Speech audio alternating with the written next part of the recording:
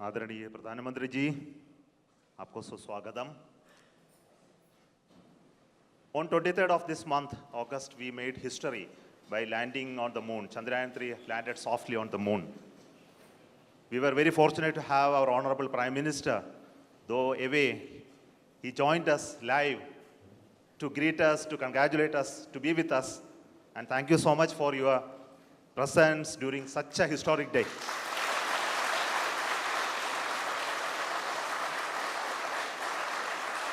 You promised us that you will come and meet us on that day. And you are here. And thank you so much for your gracious presence today amongst us. And today we look forward to your words of wisdom, your vision, your expectation from us. And for all those words, we are at ears to you. Honorable Pradhana Mantri ji, आपको मेरा स्वागत इस रो में ये control centre में. Thank you, sir.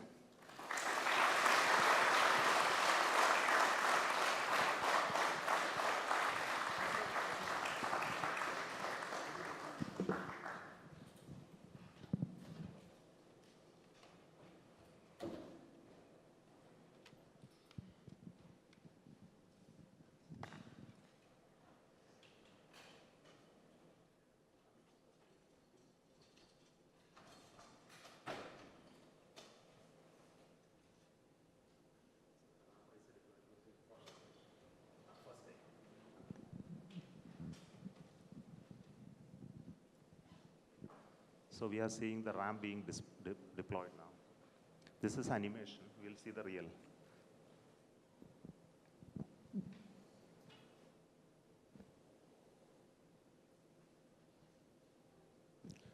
Next solar panel of the ramp of the rover Pragyan opens. Then it establishes communication with the lander.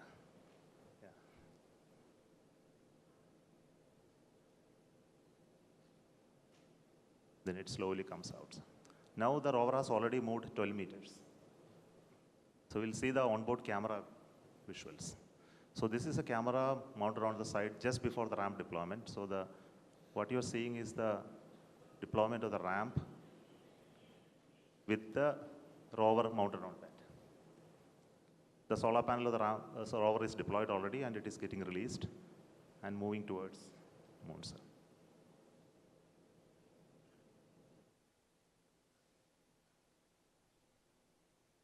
So these images take a lot of time to come to Earth because data rate and processing.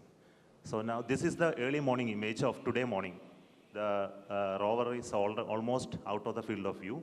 It will turn in the day today and look at the lander and take more pictures. Thank you.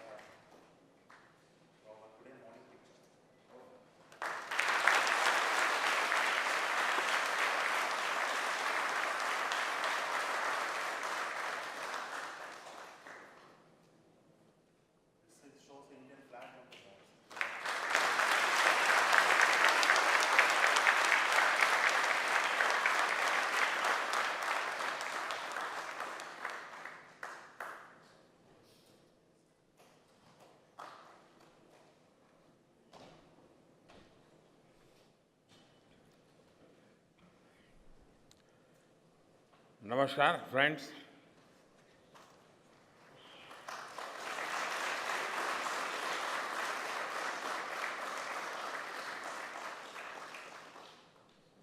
आप सभी के बीच आकर आज एक अलग ही खुशी महसूस कर रहा हूं। शायद ऐसी खुशी बहुत रेयर ओकेजन होते हैं जब तन मन खुशियों से भर गया हो। और व्यक्ति के जीवन में कई बार ऐसी घटनाएं घटती हैं कि वो बेसब्री हावी हो जाती है। इस बार मेरे साथ भी ऐसा ही हुआ है। इतनी बेसब्री,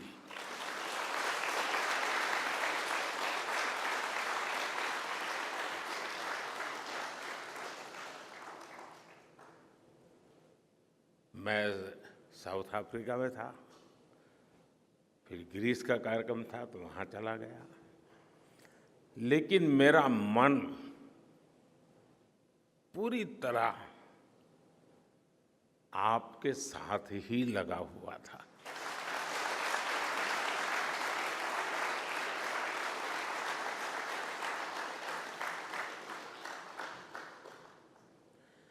लेकिन कभी कभी लगता है कि मैं आप लोगों के साथ अन्याय कर देता हूं। बेसब्री मेरी और मुसीबत आपकी। इतनी सवेरे सवेरे आप सभी को और इतना और टाइम, लेकिन बस मन कर रहा था जाऊं आपको नमन करूं। आपको दिक्कत हुई होगी, लेकिन मैं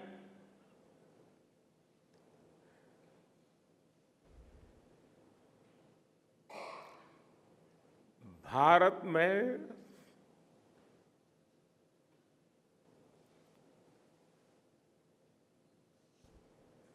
आते ही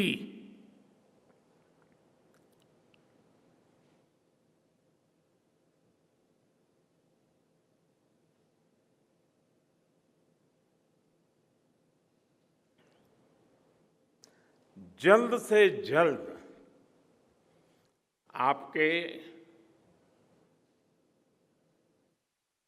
दर्शन करना चाहता था।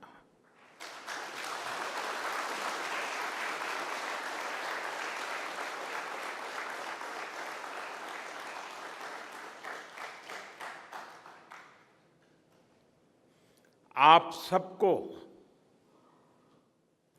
सैल्यूट करना चाहता था।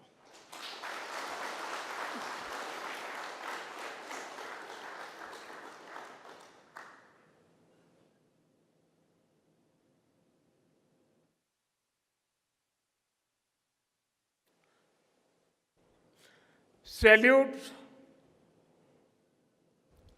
आपके परिश्रम को, सैल्यूट आपके धैर्य को, सैल्यूट आपकी लगन को, सैल्यूट आपकी जीवटता को, सैल्यूट आपके जज्बे को। आप देश को जिस ऊंचाई पर लेकर गए हैं, ये कोई साधारण सफलता नहीं है। ये अनंत अंतरिक्ष में भारत के वैज्ञानिक सामर्थ्य का शंखनाद है।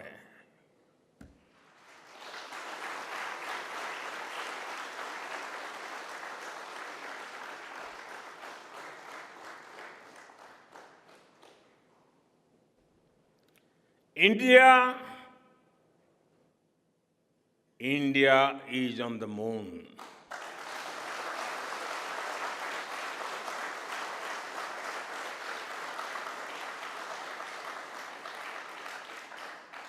We have our national pride placed on the moon.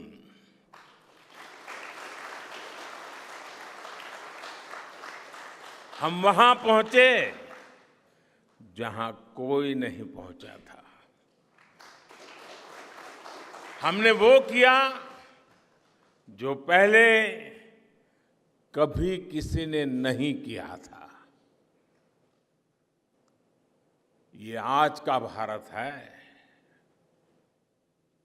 निर्भीक भारत, जुझारू भारत।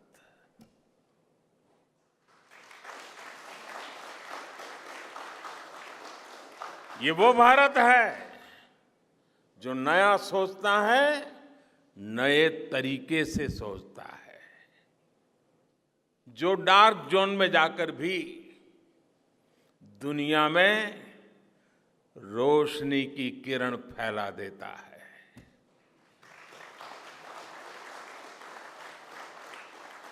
21वीं सदी में यही भारत दुनिया की बड़ी बड़ी समस्याओं का समाधान करेगा। मेरी आंखों के सामने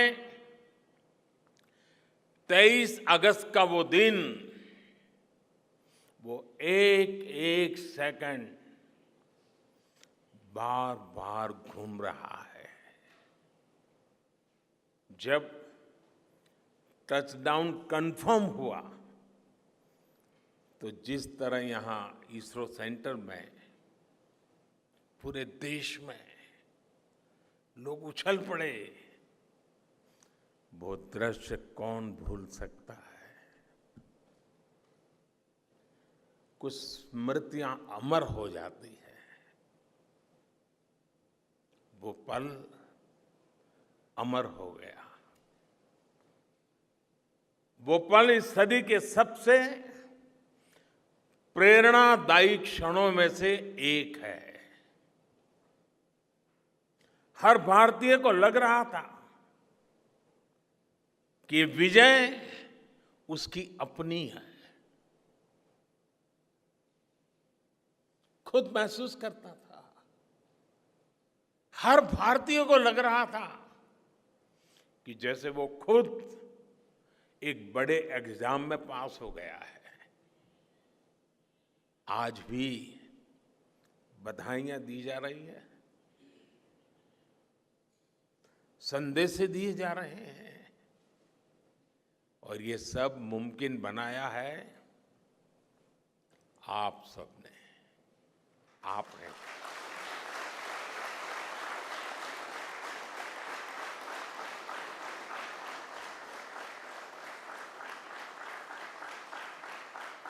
देश के मेरे वैज्ञानिकों ने ये मुमकिन बनाया है। मैं आप सबका जितना गुणगान करूं वो कम है। मैं आपकी जितनी सराहना करूं वो कम है। साथियों, मैंने वो फोटो देखी जिसमें हमारे मून लैंडर ने अंगद की तरह चंद्रमा पर मजबूती से अपना पैर जमाया हुआ है।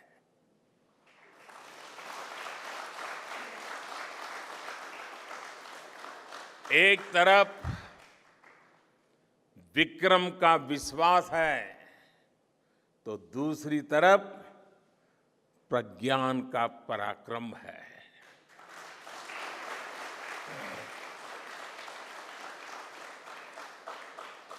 हमारा प्रज्ञान लगातार चंद्रमा पर अपने पद चिन्ह छोड़ रहा है। अलग अलग कैमरों से ली गई जो तस्वीरें अभी रिलीज हुई और मुझे देखने का सौभाग्य मिला, वो अद्भुत है। मानव सभ्यता में पहली बार धरती के लाखों साल के इतिहास में पहली बार उस स्थान की तस्वीर मानव अपनी आंखों से देख रहा है। और ये तस्वीर दुनिया को दिखाने का काम भारत ने किया है।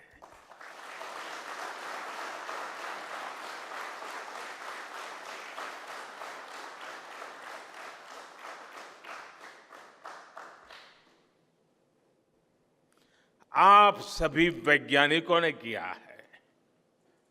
आज पूरी दुनिया भारत की साइंटिफिक स्पिरिट का, हमारी टेक्नोलॉजी का और हमारे साइंटिफिक टेम्परामेंट का लोहा मान चुकी है।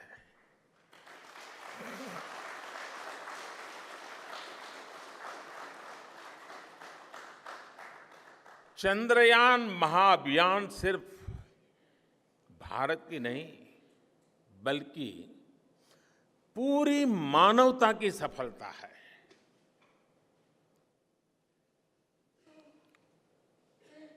हमारा मिशन जिस क्षेत्र को एक्सप्लोर करेगा उससे सभी देशों के लिए मून मिशंस के नए रास्ते खुलेंगे। ये चांद के रहस्य को तो खोलेगा ही, साथ ही धरती की चुनौतियों के समाधान में भी मदद करेगा। आपकी इस सफलता के लिए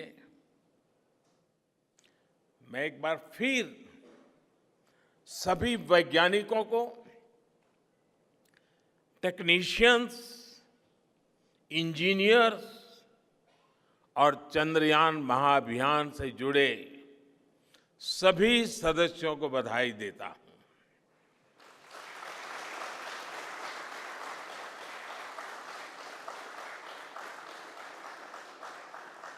मेरे परिवारजनों,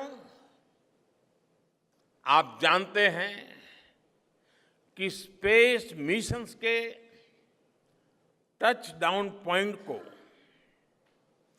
एक नाम दिए जाने की वैज्ञानिक परंपरा है। चंद्रमा के जिस हिस्से पर हमारा चंद्रयान उतरा है, भारत ने उस स्थान के भी नामकरण का फैसला लिया है।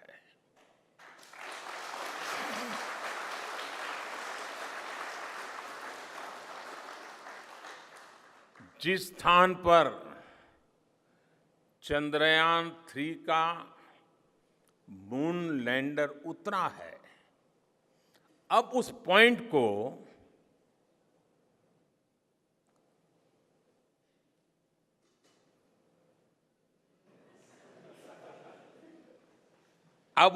को शिव शक्ति के नाम से जाना जाएगा।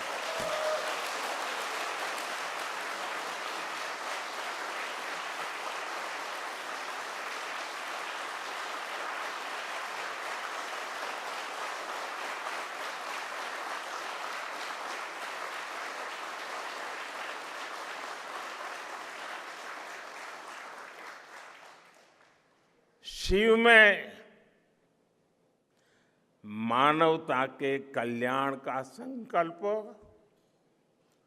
समाहित है और शक्ति से हमें उन संकल्पों को पूरा करने का सामर्थ्य मिलता है। चंद्रमा का शिव शक्ति पॉइंट हिमालय से कन्याकुमारी से जुड़े होने का बोध कराता है।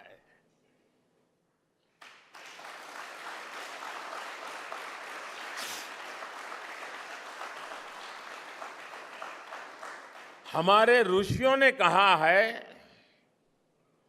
येन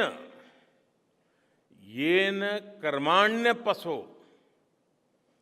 मनीषिणो यज्ञे कुण्वन्ति वित्तेषु धीरः यत्पूर्व यक्ष्मन्तः प्रजानां तन्मे मनः शिव संकल्पमस्तु।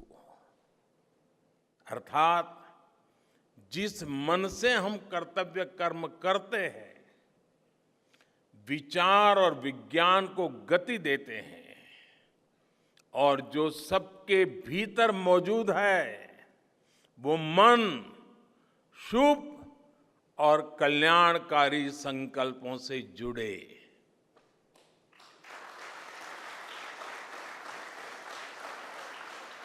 मन के इन शुभ संकल्पों को पूरा करने के लिए शक्ति का आशीर्वाद अनिवार्य है, और ये शक्ति हमारी नारी शक्ति है।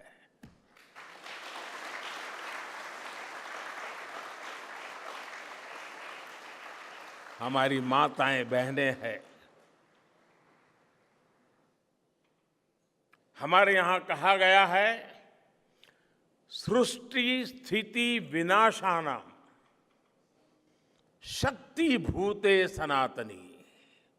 अर्थात निर्माण से प्रलय तक पूरी सृष्टि का आधार नारी शक्ति ही है।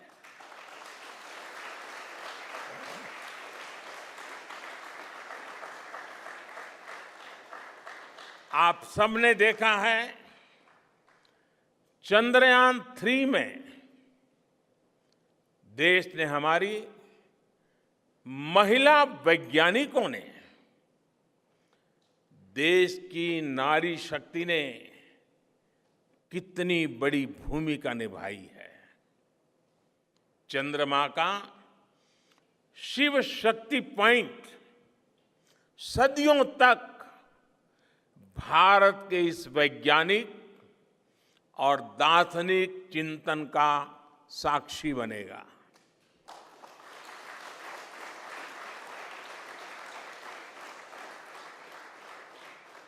ये शिव शक्ति पॉइंट आने वाली पीढ़ियों को प्रेरणा देगा कि हमें विज्ञान का उपयोग मानवता के कल्याण के लिए ही करना है। मानवता का कल्याण, यही हमारा सुप्रीम कमिटमेंट है। साथियों, एक और नामकरण काफी समय से लंबित है। 4 साल पहले जब चंद्रयान 2 चंद्रमा के पास तक पहुंचा था, जहां उसके पदचिन्ह पड़े थे, तब ये प्रस्ताव था कि उस स्थान का नाम तय किया जाए। लेकिन उन परिस्थितियों में निर्णय लेने के स्थान पर हमने प्रण लिया कि जब चंद्रयान 3 सफलतापूर्वक चांद पर पहुंचेगा, तब हम दोनों पॉइंट का नाम एक साथ रखेंगे।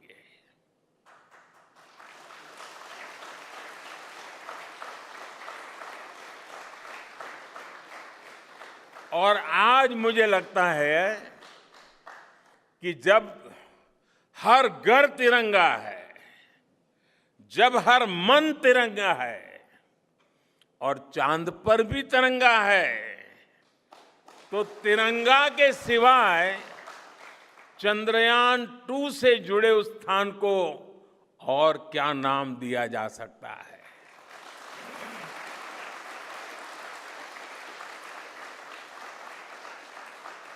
इसलिए चंद्रमा के जिस स्थान पर चंद्रयान 2 ने अपने पदचिन्ह छोड़े हैं, वो पॉइंट अब तिरंगा कहलाएगा।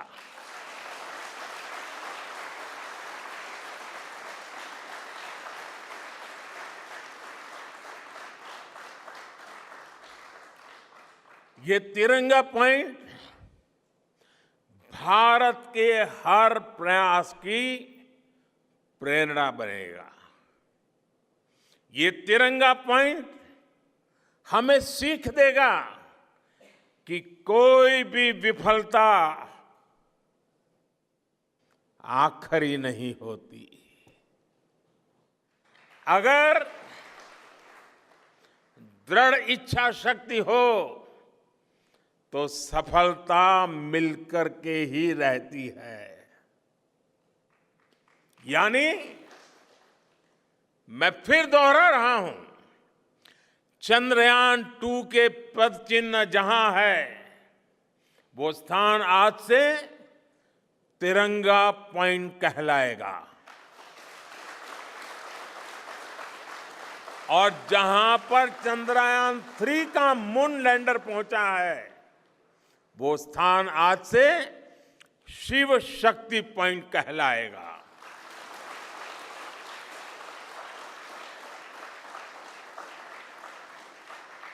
साथियों,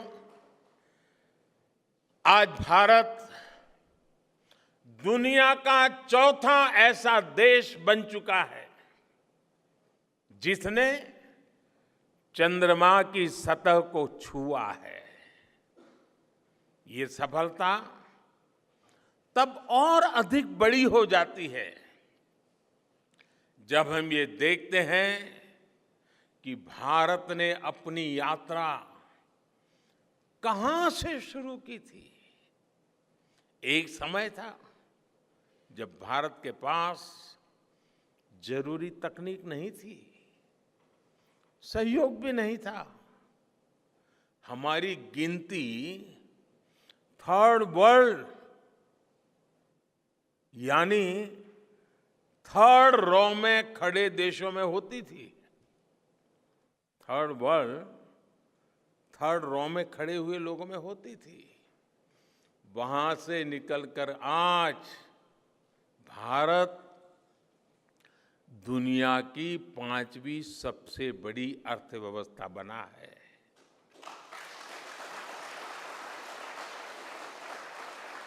आज ट्रेड से लेकर टेक्नोलॉजी तक भारत की गिनती पहली पंक्ति यानी फर्स्ट रॉ में खड़े देशों में हो रही है।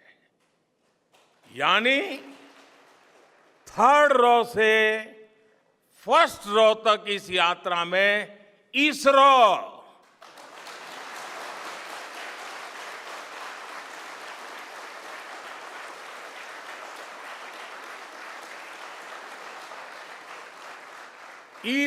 जैसी संस्थानों की बहुत बड़ी भूमिका रही है।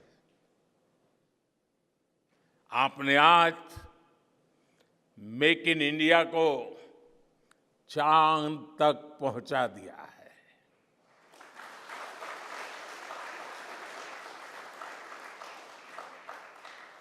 मेरे परिवारजनों, मैं आज आपके बीच आकर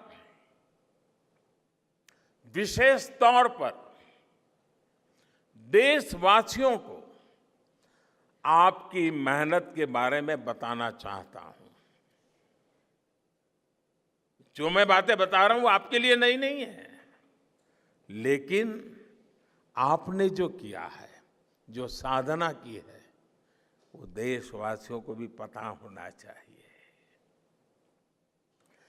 भारत के दक्षिण हिस्से से चंद्रमा के दक्षिणी ध्रुव तक चंद्रयान की ये यात्रा आसान नहीं थी। मून लैंडर की सॉफ्ट लैंडिंग सुनिश्चित करने के लिए हमारे वैज्ञानिकों ने इसरो की रिसर्च फैसिलिटी में आर्टिफिशियल मून तक बना डाला। इस आर्टिफिशियल मून पर विक्रम लैंडर को अलग अलग तरीके से सरफेस पर उतारकर उसका टेस्ट किया गया था। अब इतने सारे एग्जाम देकर हमारा मून लैंडर वहां गया है तो उसे सक्सेस मिलनी ही मिलनी थी।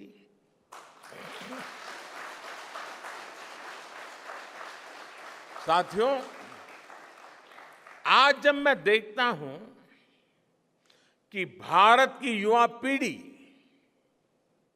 साइंस को लेकर, स्पेस को लेकर, इनोवेशन को लेकर इतनी एनर्जी से भरी हुई है, तो उसके पीछे हमारे ऐसे ही स्पेस मिशंस की सफलता है। मंगलयान की सफलता ने, चंद्रयान की सफलता ने, गगनयान की तैयारी ने देश की युवा पीढ़ी को एक नया मिजाज दे दिया है। आज भारत के छोटे छोटे बच्चों की जुबान पर चंद्रयान का नाम है। आज भारत का हर बच्चा आप वैज्ञानिकों में अपना भविष्य देख रहा है।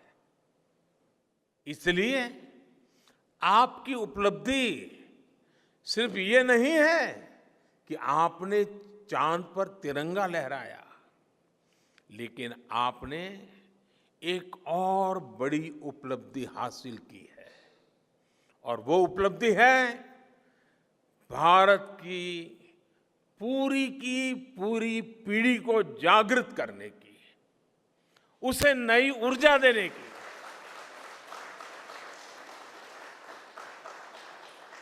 आपने एक पूरी पीढ़ी पर अपनी इस सफलता की गहरी छाप छोड़ी है। आज से कोई भी बच्चा रात में जब चंद्रमा को देखेगा तो उसको विश्वास होगा कि जिस हौसले से मेरा देश चांद पर पहुंचा है, वही हौसला, वही जज्बा उस बच्चे के भीतर भी है, उस युवा के भीतर भी है। आज आपने भारत के बच्चों में आकांक्षाओं के जो बीज बोए हैं, कल वो वट वृक्ष बनेंगे और विकसित भारत की नींव बनेंगे।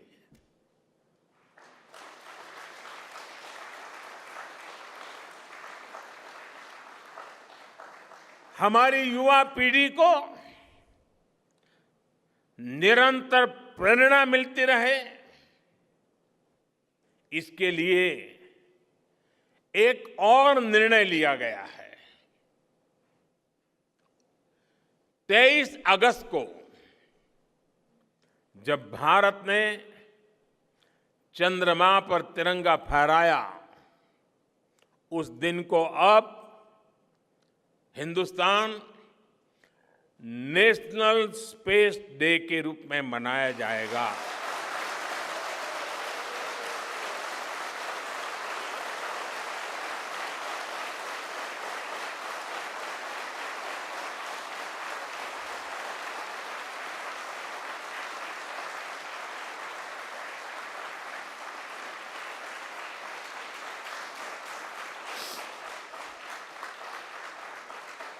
जब हर वर्ष national space day science, technology और इनोवेशन की स्पिरिट को सेलिब्रेट करेगा, हमें हमेशा हमेशा के लिए प्रेरित करता रहेगा।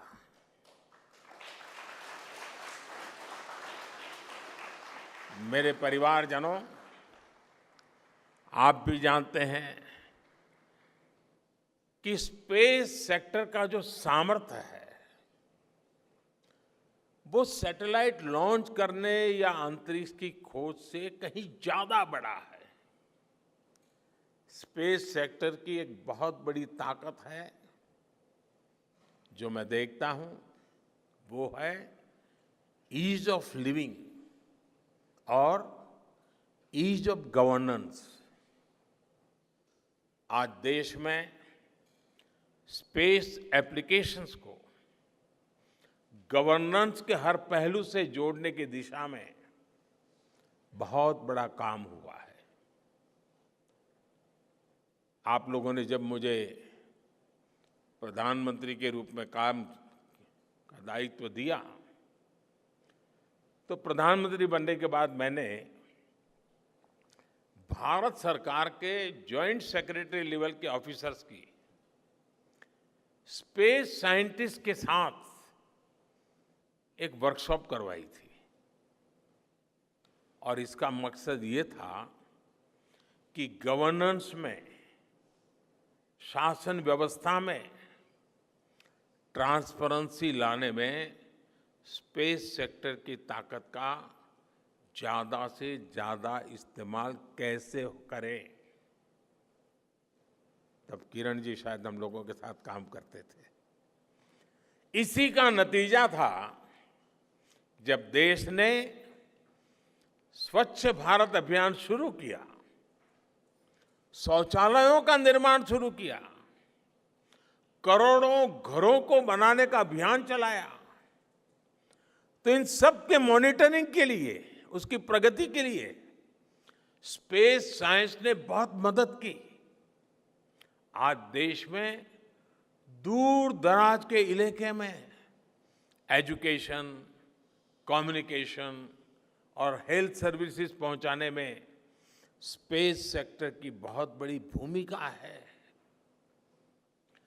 इन दिनों आजादी के अमृत महोत्सव के निमित्त जो जिले जिले में अमृत सरोवर बन रहे हैं, उसका भी टैगिंग, उसके भी मॉनिटरिंग स्पेस के द्वारा ही हो रही है।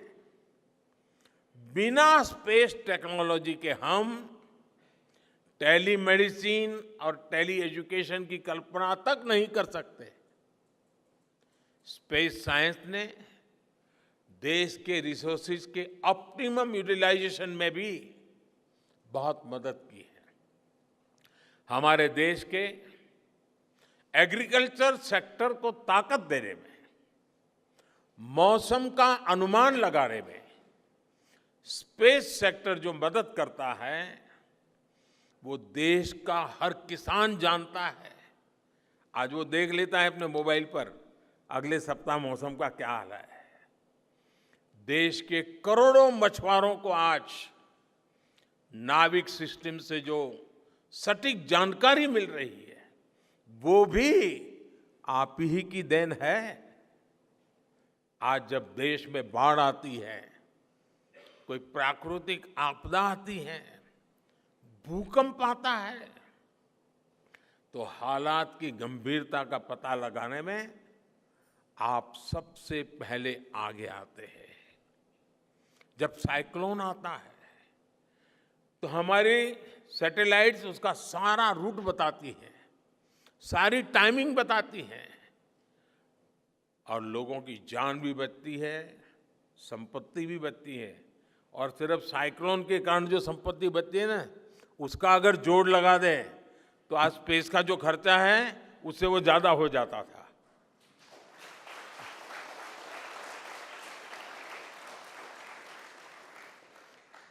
हमारे PM Gatishakti national master plan का आधार भी स्पेस टेक्नोलॉजी ही है।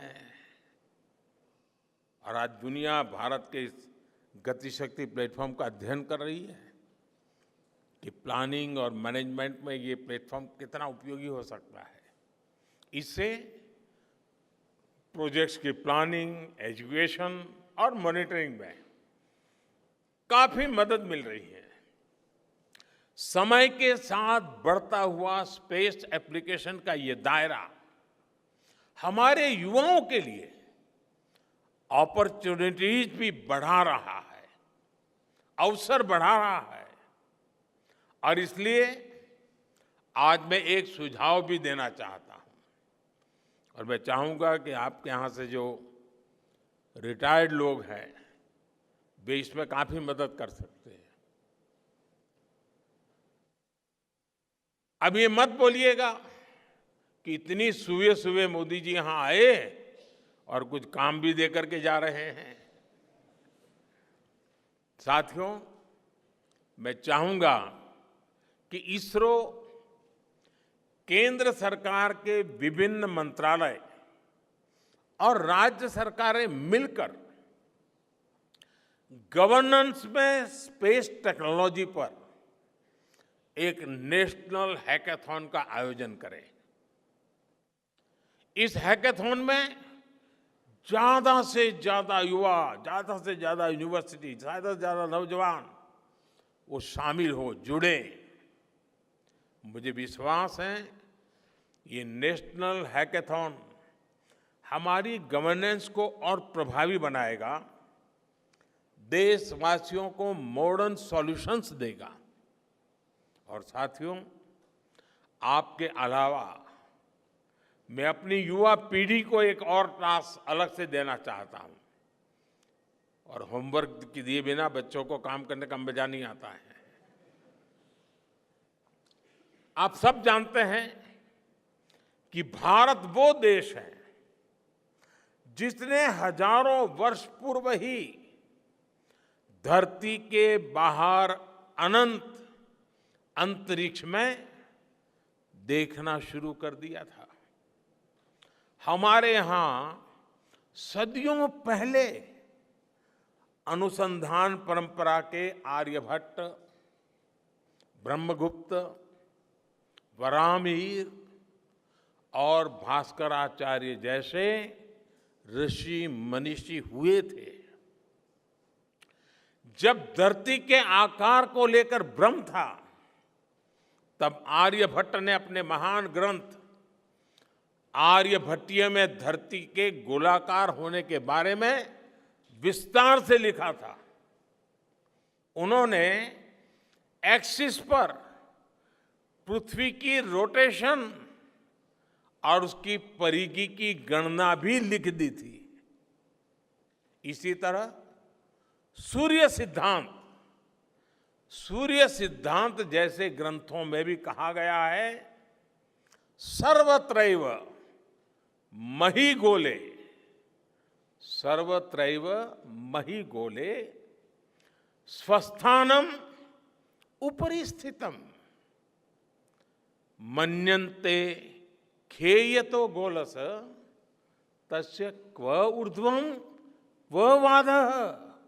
अर्थात पृथ्वी पर कुछ लोग अपनी जगह को सबसे ऊपर मानते हैं, लेकिन ये गोलाकार पृथ्वी तो आकाश में स्थित है, उसमें ऊपर और नीचे क्या हो सकता है, ये उस समय लिखा गया था।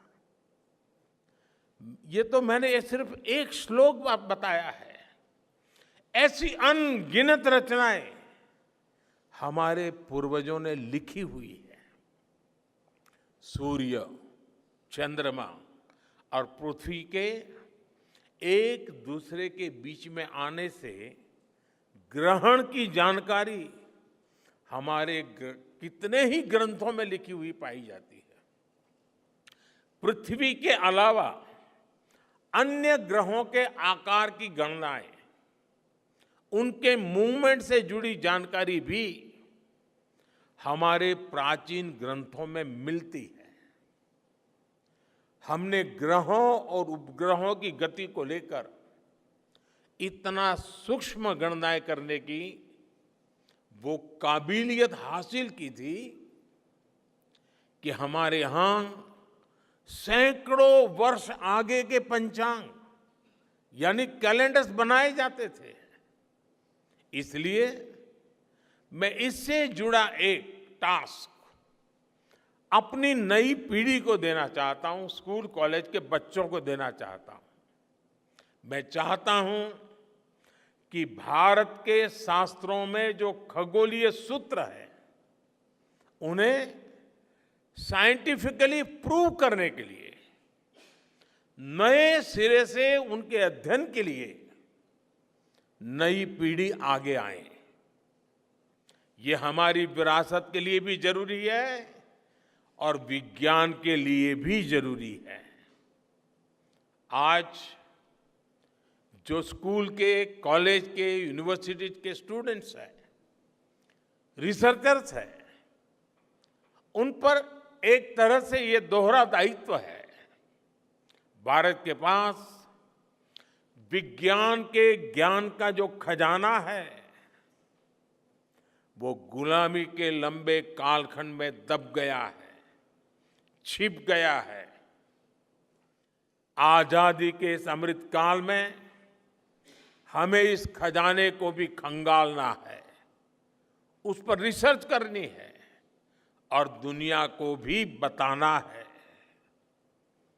दूसरा दायित्व ये कि हमारी युवा पीढ़ी को आज के आधुनिक विज्ञान, आधुनिक टेक्नोलॉजी को नए आयाम देने हैं। समंदर की गहराइयों से लेकर आसमान की ऊंचाई तक, आसमान की ऊंचाई से लेकर अंतरिक्ष की गहराई तक आपके लिए करने के लिए बहुत कुछ है। आप डीप अर्थ को भी देखिए और साथ ही डीप सी को भी एक्सप्लोर करिए। आप नेक्स्ट जनरेशन कंप्यूटर बनाइए और साथ ही जेनेटिक इंजीनियरिंग में भी अपना सिक्का जमाइए। भारत में आपके लिए नई संभावनाओं के द्वार लगातार खुल रहे हैं। 21वीं सदी के इस कालखंड में जो देश साइंस और टेक्नोलॉजी में बढ़त बना ले जाएगा, वो देश सबसे आगे बढ़ जाएगा। साथियों, आज बड़े बड़े एक्सपर्ट्स कह रहे हैं कि अगले कुछ वर्षों में भारत की स्पेस इंडस्ट्री $8 बिलियन से बढ़कर $16 बिलियन की हो जाएगी। सरकार भी इस बात की गंभीरता को समझते हुए स्पेस सेक्टर में लगातार रिफॉर्म कर रही है। हमारे युवा भी कमर कसकर तैयार है। आपको जानकर सुखद आश्चर्य होगा कि पिछले 4 साल में स्पेस सेक्टर में काम करने वाले स्टार्टअप्स की संख्या 4 से बढ़कर करीब करीब 150 हो गई है। हम कल्पना कर सकते हैं कि अनंत आकाश में कितनी अनंत संभावनाएं भारत का इंतजार कर रही हैं। वैसे कुछ दिन बाद 1 सितंबर से MyGov हमारे चंद्रयान मिशन को लेकर बहुत बड़ा क्विज कंपटीशन लॉन्च करने वाला है। हमारे देश के स्टूडेंट्स इससे भी शुरुआत कर सकते हैं। मैं देश भर के स्टूडेंट से आग्रह करूंगा कि आप सभी बड़ी संख्या में इससे जुड़े। मेरे परिवारजनों, देश की भावी पीढ़ी को आपका मार्गदर्शन बहुत आवश्यक है। आप जो इतने सारे इंपॉर्टेंट मिशंस पर काम कर रहे हैं, वो आने वाली पीढ़ी ही आगे ले जाने वाली है। आप उन सभी के रोल मॉडल हैं। आपकी रिसर्च और आपकी वर्षों की तपस्या, मेहनत ने साबित किया है कि आप जो ठान लेते हैं वो आप करके दिखाते हैं। देश के लोगों का विश्वास आप पर है और विश्वास कमाना छोटी बात नहीं होती है दोस्तों। आपने अपनी तपस्या से विश्वास कमाया है।